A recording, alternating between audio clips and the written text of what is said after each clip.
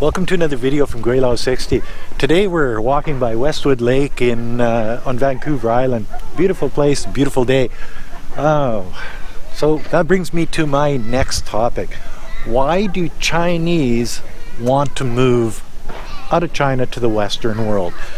Well, there's a number of reasons for it, and it all depends on, I guess, their economic situation. Let's start with your normal worker in China that's making 2,000 or 3,000 RMB a month, working 6 days, 8-10 hour days, and so their 2,000-3,000 RMB is $400 to $600. Okay, and then you come to a place like Canada, and you can make about 3,000 Canadian dollars a month at a regular job. So that's a big draw for a lot of people because it gives them a chance to make a better life for themselves. The cleanliness, no pollution, less people, less congestion in the city. Buying a property, if you're making, say you're making $15 an hour and your house costs you $200,000, or condo, apartment, whatever, costs you $200,000. Well, it's easier to buy that than if you're making 2,000-3,000 RMB and your house in China costs you 500,000 RMB. So there's a big difference in cost factors per dollar that you make for buying properties here in Canada as compared to in China. Another one of the great things about a place like Canada is the lack of population, which makes it less competitive. In China, you're competing with 1.4 billion people for jobs, housing, just a better way of life. In China, there's less competition. There's little things like, okay, I'm going to walk over here and a picture is worth 1,000 words. Look at behind me here.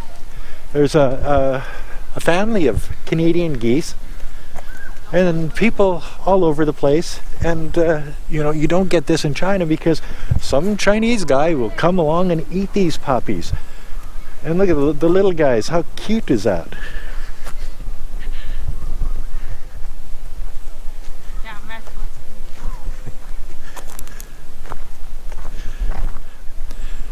So things like this in Canada, that's a big draw for somebody from China that are used to a large city, concrete jungles type thing, and you come to a place like Canada and you've got Canada geese eating the grass by the lake on a beautiful day, no pollution.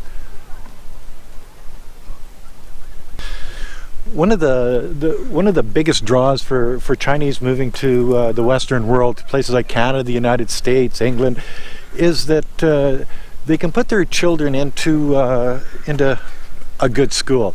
By a good school, I mean starting in elementary school, middle school, high school, and universities. And you see, they can go to the university of their choice. It's just a matter of paying the tuition fees. So there's more opportunity for the children in the Western world than there is in China. And they get away from these Gweilo exams and stuff that are really difficult, and you have to compete with all of the other students in China to get into the university.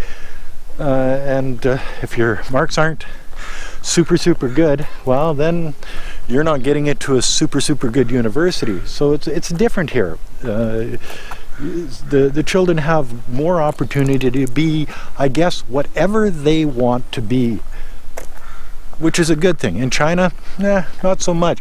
If you're not born into a rich family or an influential family, i.e. government family, or somebody that's got political pull, you're limited to your choices for future job and stuff are limited in China compared to what it is in a place like Canada.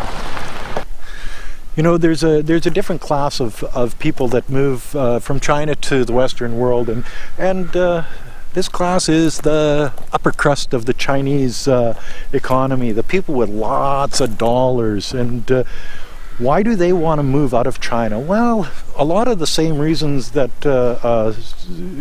poor people, there's more opportunity and such, but because they've already made their money, they want to get rid of or move away from the pollution, the population.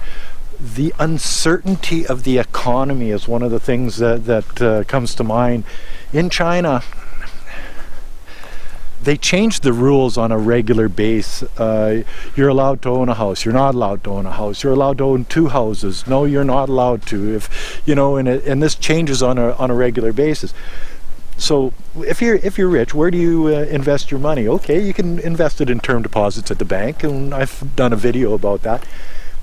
You can buy houses, or you can invest in that scary Asian stock market that is manipulated by the government.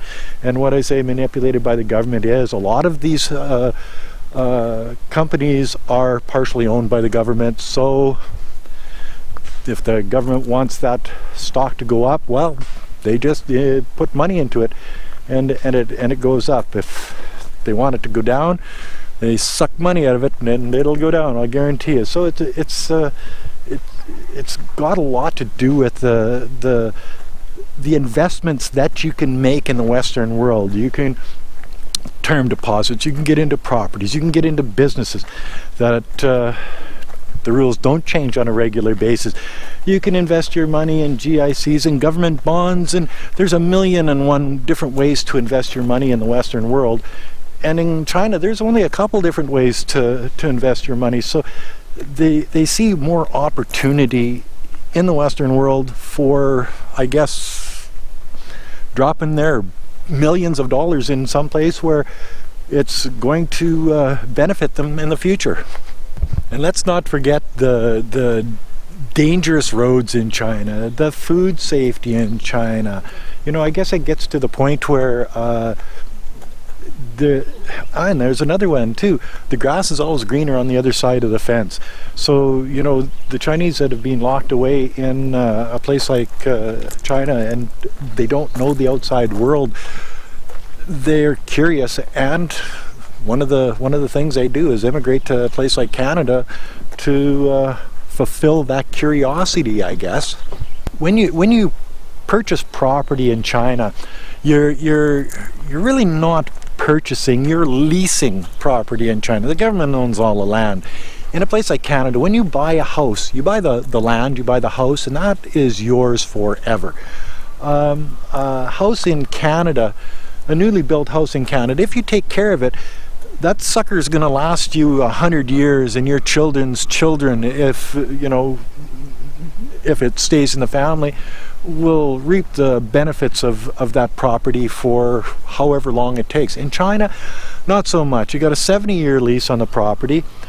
Not very many properties make it more than 50 years. They get run down and get torn down, and new stuff goes up in its place. So investing in properties is better in the Western world than the Eastern world, for sure. Oh, and here's one. I asked Wei Fong, and her response was that it's more fair in Canada than it is in China. So she thinks that Canada is a fair country where people are treated better, and it doesn't matter whether you're rich or poor. People are just treated much more fair in Canada, which I have to tend to agree with her on that one. It's part of being a Canadian, I guess. You can't drink the water out of the tap in China. You can drink water out of the tap in Canada. There's no bike sirens going off 24 hours a day. There's no honking of horns, and well, there is a little bit, but not to the extent of China. It's so China's can be an obnoxious place if you like quiet. Canada is a much better place to live than China. So all of these different things, go through a Chinese person's mind when they're deciding to immigrate to Canada. A lot of Chinese don't like the way the government makes the rules for the whole country. Maybe they don't understand that you get over to a place like Canada and there's a government here making rules for you too. But in China, you don't get to vote. So a lot of the people that come over here, they come over here for, I guess, their own political reasons. They want that vote, I guess. They want their word to be heard on election day. And I can understand that. That makes sense to me. Oh, but make one thing perfectly clear. First generation Chinese, doesn't matter where they move to, they will always be Chinese. The first generation Chinese very seldom learn good English, very seldom move out of their, I guess, their comfort zone. You'll see them in Chinese restaurants. Speaking Chinese, and living in places like Richmond in Vancouver, where pretty well the entire population is Chinese. So they congregate in, I guess, groups, and they really don't assimilate, and I'm talking the first generation Chinese, into the Western world. The second generation, because they're born here, they grow up, they go to school, they make friends, they speak English, they don't have a Chinese accent. They do speak Chinese because their parents speak Chinese, but they integrate much better into society than the first generation Chinese. And that's another video from Gweilo 60. As always, if you like it, and how can you not, like, you know, man, it's beautiful here today. If you like it, like, comment, subscribe, push that share button, and thanks for watching. Bye now. Can you see how close I can get to this goose here without him attacking me?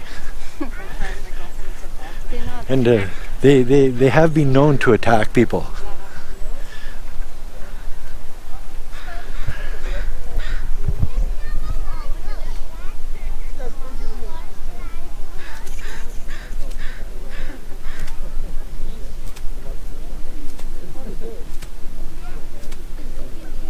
How about these little guys here? Check this out.